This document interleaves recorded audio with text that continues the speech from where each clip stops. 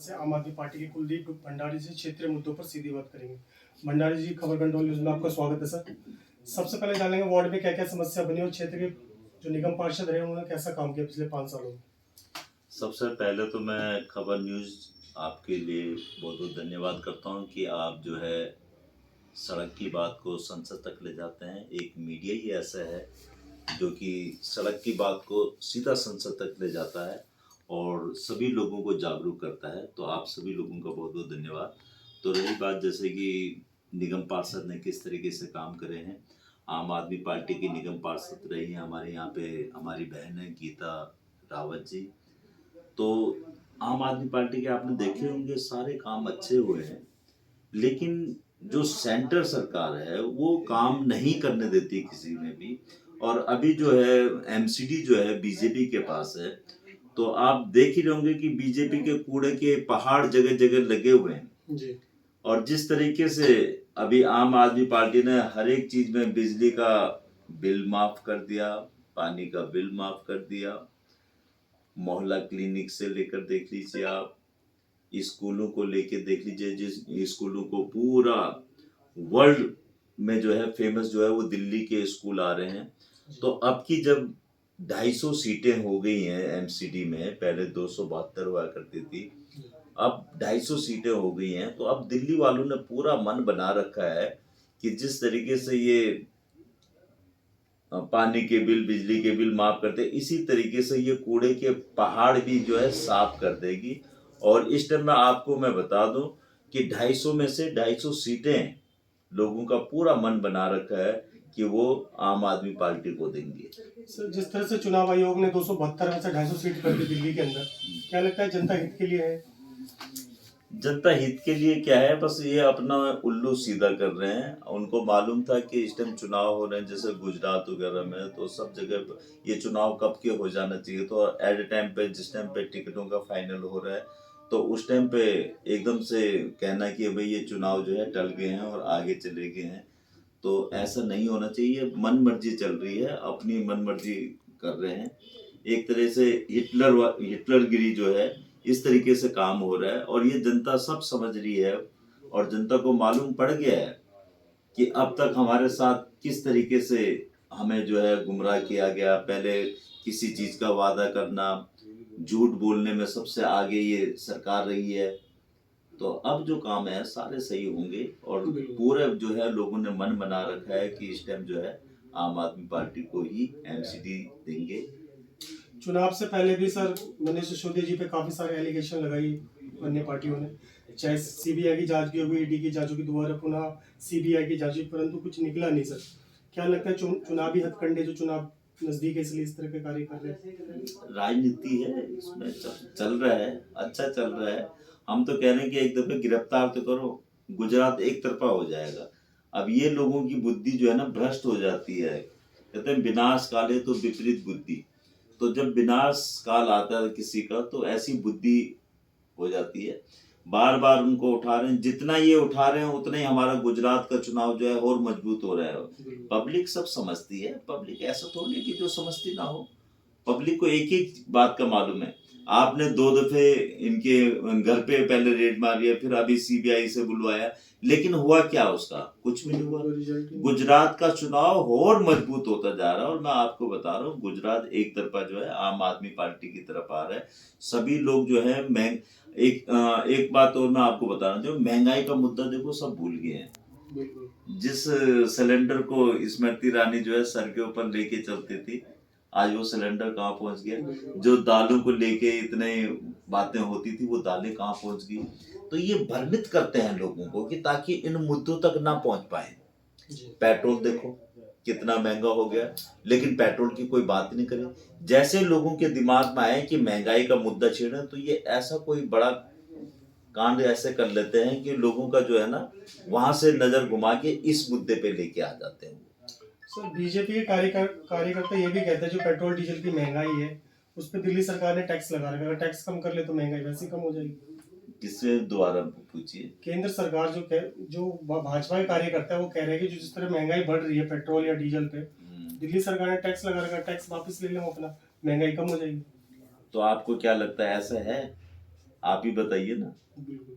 ये तो जो सरकार है ये अपनी मनमर्जी कर रही है सिर्फ। अब जैसे कि पहले ये दारू के ठेकों की बात कर रही थी, जी। भाई ये दारू के जो लाइसेंस है कौन पास करता है? एमसीडी पास करती है ना। एमसीडी किसके हाथ में है? बीजेपी के हाथ में। आप लाइसेंस ही पास नहीं करेंगे तो कहाँ से तो ठेके खुलेंगे?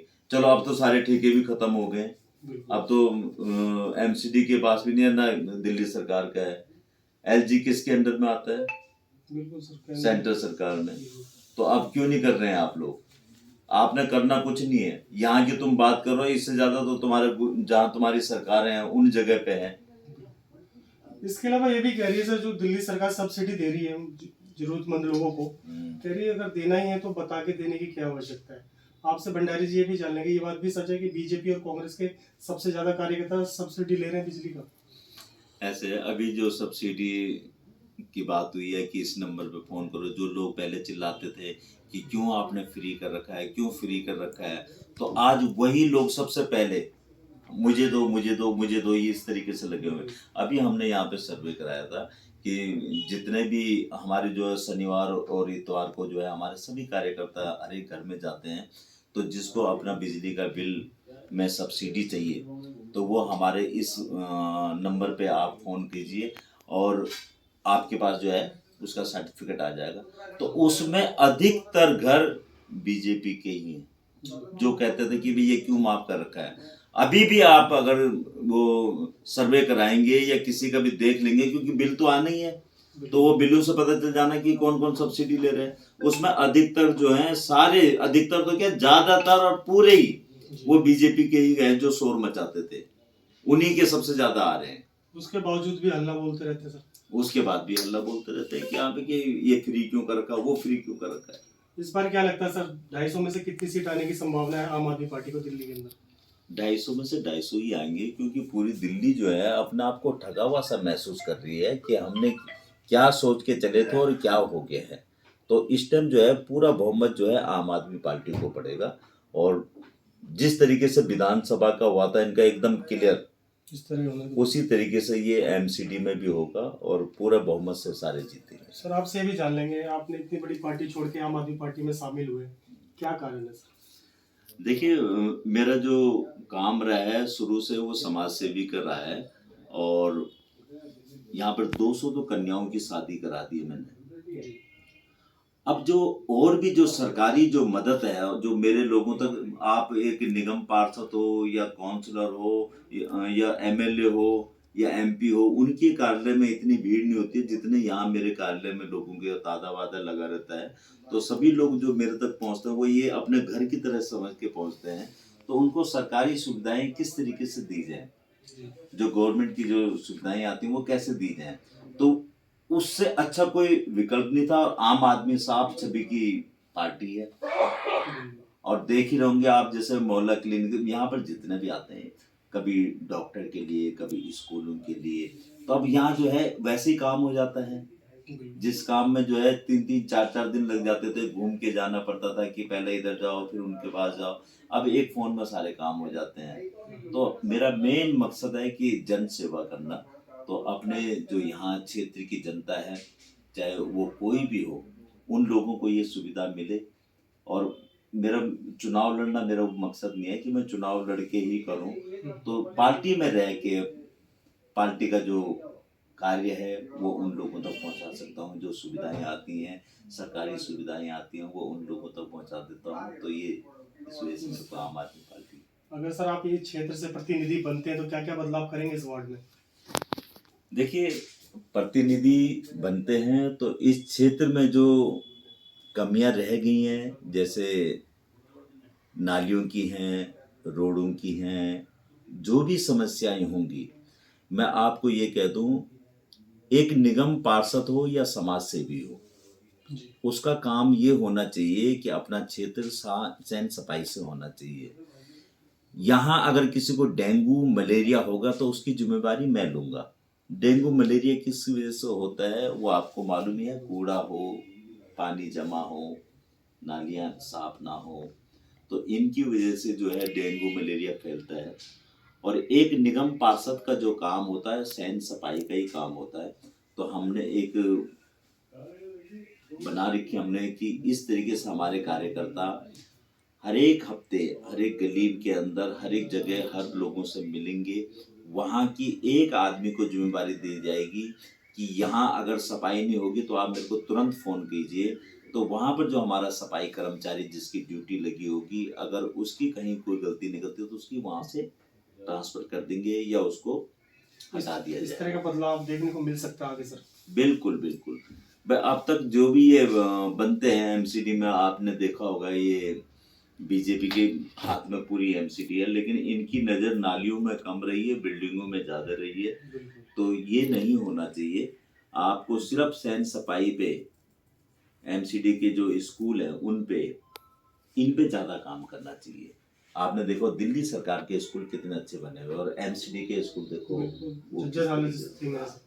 अंत में सर दिवाली पे क्या संदेश रहेगा आपका सर? भाई दिवाली पे आज छोटी दिवाली है, आप लोग आए हैं तो आपको भी और मेरे क्षेत्र के जितनी भी जनता है, आपको, आपके सभी परिवार को दीपावली की हार्दिक शुभकामनाएं। और इस दिवाली पे मैं आपसे यही अनुरोध करूंगा कि पटाखों का यूज़ कम करें और छोटे बच्चे जो हैं, जितने भी छोटे बच्चे, क्योंकि अक्सर जो है हादसा जो है पटाखों से होता है दीपावली पे, तो उनसे दूर रखें और दिए जलाएं जो हमारे हिंदुस्तान के हैं, ताकि एक गरीब को भी काम मिल जाए। तो इस तरीके से मैं सभी से करोड़ प्रार्थना करता हूँ। बहुत बहुत धन्यवाद भंडारी जी, आपने समय निकाल के हमसे बात की। Thank you sir.